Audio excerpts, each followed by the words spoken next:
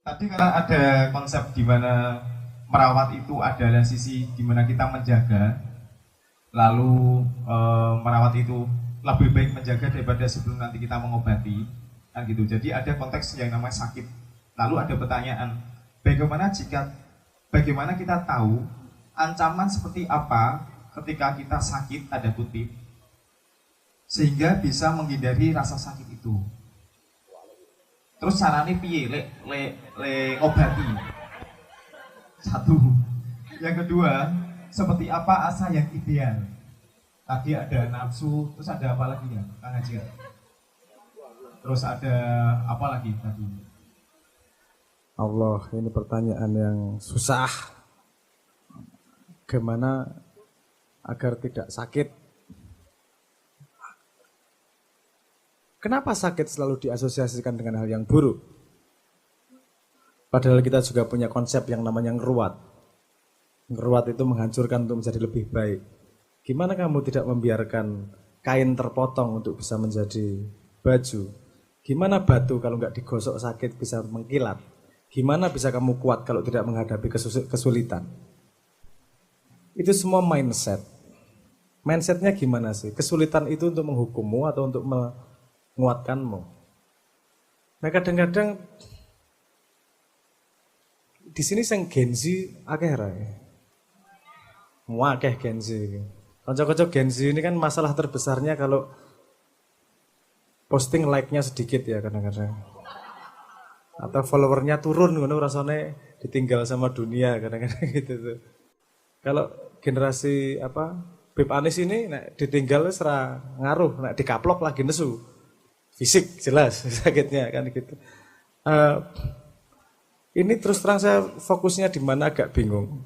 Karena bagaimana untuk mengetahui Anda sakit? Gini, kita punya yang namanya fisik, kita yang punya namanya akal. Itu ada matriksnya, dia dulu pernah cerita. Kalau badannya normal, namanya sehat. Badannya minus sedikit, namanya sakit. Badannya plus sedikit, namanya nikmat, bahagia. Enak banget, namanya ekstasi. Atau bukan obat, ekstasi itu asal katanya ekstase. Jadi kenikmatan bliss, gitu, kenikmatan yang tinggi, yang Dik mau jadi pacarku, boleh, wah ekstase langsung, wis lali hikmah, lali ilmu, wis ekstase wis. Kalau ditolak, justru ya nggak apa-apa, kita cari hikmahnya. Lu sebenarnya putus asa itu membawa kita pada hikmah. Jadi kadang-kadang yang menentukan makna dalam hidup itu kita, jangan lupa, bukan keadaan yang menentukan makna. Paham maksud saya ya? Jadi keadaan itu bisa sepositif mungkin atau senegatif mungkin, artinya bebas terserah kita. Ada yang kalau orang Jawa misalnya kakinya patah, bisa bersyukur dia, alhamdulillah sikile tok sing cogel dudu gulune. Gulune tugel alhamdulillah, gulune tugel dudu nyawane. Nyawane ya ora iso sambat ya. Nyawane sing tugel. Tapi intinya bahwa kejadian apa yang terjadi dan makna itu sesuatu yang terpisah. Paham maksud saya ya? Kita bisa memaknai apapun sebagai positif, memaknai apapun sebagai negatif. Itu terserah-serah kita secara sudut pandang kita. Sesuatu yang tidak enak bisa menguatkan, sesuatu yang enak bisa membuai kita. Disayang orang tua itu bagus atau buruk? Bagus. Apakah 100% disayang bagus? Kadang-kadang kamu butuh dikaplok loh. Betul nggak? Kamu nyolong, misalnya gini, ada anak kecil kepalanya kejeduk tembok. Wah, yang dipukulin temboknya, nakal temboknya, nakal. Aku guyu nek delok wong tua ngono iki. Iki ngajari nyalahke wong iki uripe iki. Padahal tembok nggak gerak apa-apa. Kadang-kadang yang perlu disalahkan anaknya, hati-hati le. Ndasmu ki ratos. Kalah ro tembok. Karena kadang penting belajar itu, betul nggak? Kalau anak kecil nyolong tidak dimarahin, itu bisa membahayakan hidupnya. Karena kalau kecil nyolong, ketahuan dikeplak. Kalau gede nyolong, ketahuan di penjara. Mending keplak apa di penjara?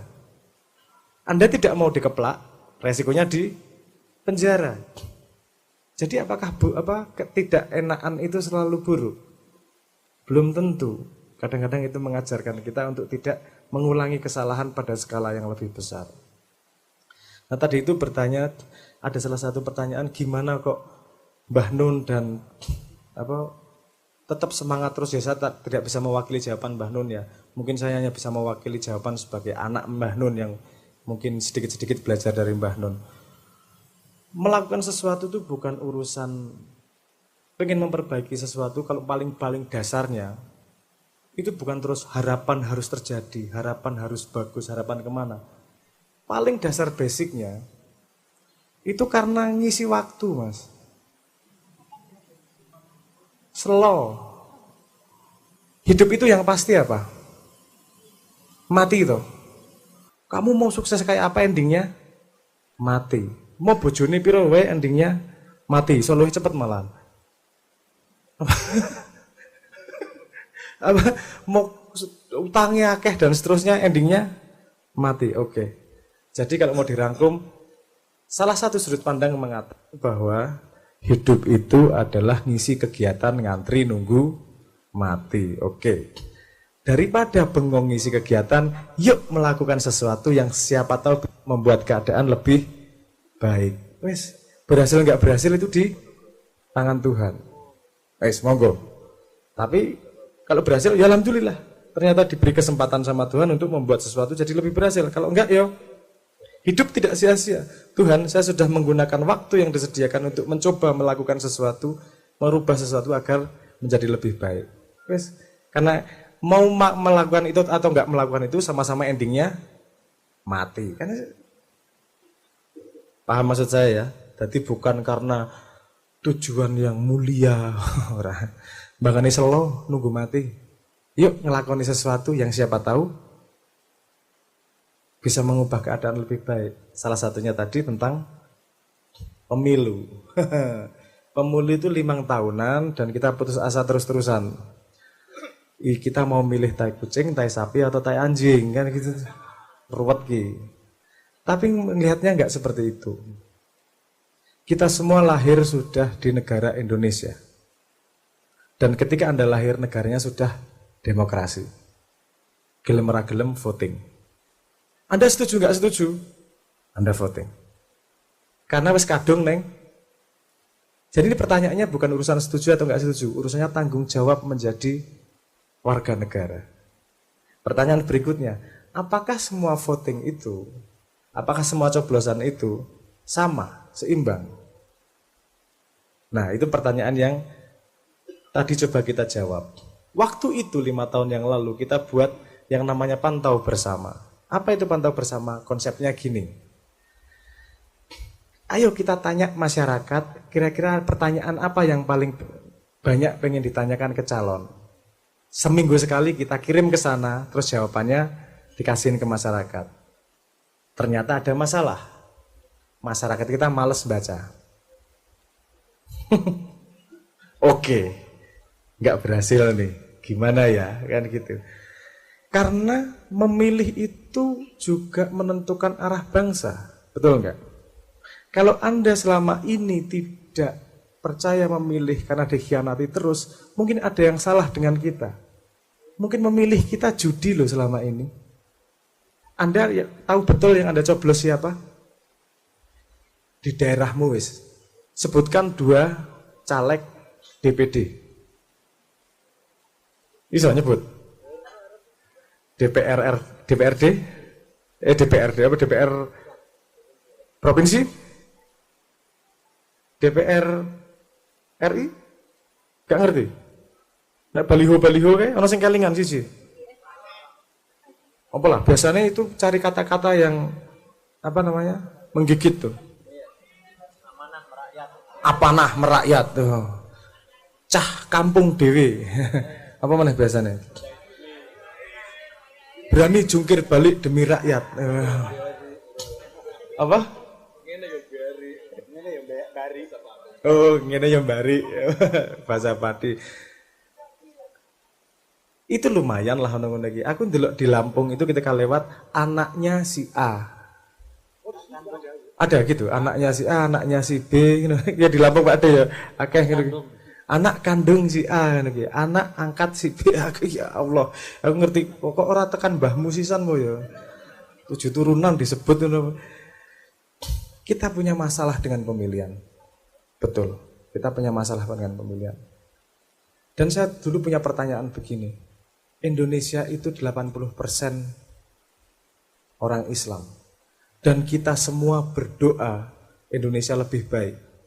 Dan semua rakyat maupun pemimpin, calon pemimpin, semua ngakunya tertindas. Iki rada aneh, nek negara semua ngaku tertindas, yang menindas apa to jane? Ya maksudnya saya hanya korban, saya tertindas. Rakyat ngomong ngono, pemimpin yang ngomong ngono ki. Lu kecek apa ngono? Saya hanya tertindas. Ini penganiayaan ngono kabeh. Iki kabeh tertindas, sing nindas apa to iki?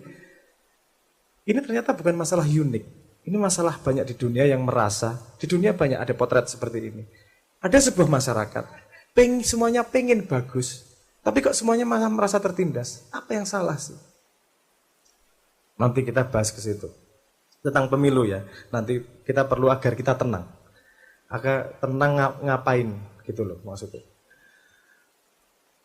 Tadi itu, 80% penduduk Indonesia pengen bangsanya tambah baik. Tapi kok pemimpin pengkhianat gak dilaknat-laknat ya sama Tuhan ya? Apa yang terjadi ya? Apa yang salah ya? Jangan-jangan kita yang laknat nih. Ini pertanyaan yang boleh gak ditanyain? Ada kemungkinan kita bangsat? Ada ya? Oke, aku seneng iki. Apa kita punya ada pintu bahwa ternyata yang salah ada kemungkinan kita juga. Oke, saya melihat, saya kalau kemungkinan salahnya kenapa ya? Terus saya ingat pelajarannya Mbah Nun. Waktu itu kayaknya sama-sama belajar dari Serat Centini, Tambang Raras.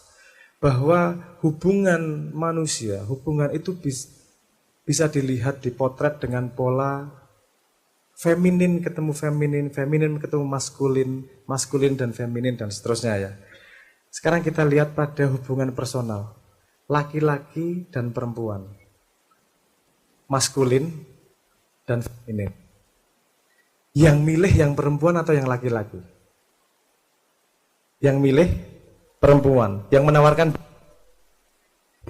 diri laki-laki. Di sini ada yang menawarkan diri dan tidak diterima. Wah, kejomblo kesuwen rabakat gue dadi caleg berarti. Oh, nawarke diri karo cah wedok siji wae ora ditampa. Kemungkinannya tidak diterima apa?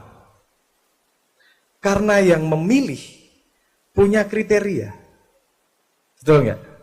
Saya tanya di sini pada wanita-wanita, perempuan-perempuan di sini, kalau milih laki-laki ada kriteria enggak?